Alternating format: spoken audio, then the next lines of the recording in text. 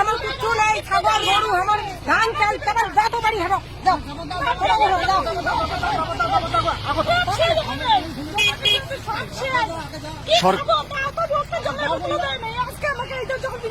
সরকার থেকে কোন রকম সহযোগিতা করছে না,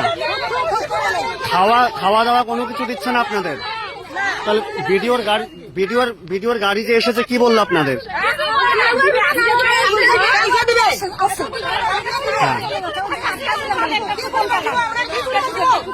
এতদিন পরে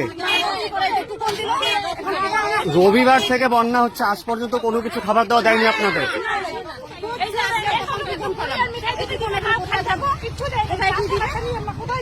কোন জায়গা এটা? টাওয়ার ভিটা, ময়নাগুড়ি ব্লক।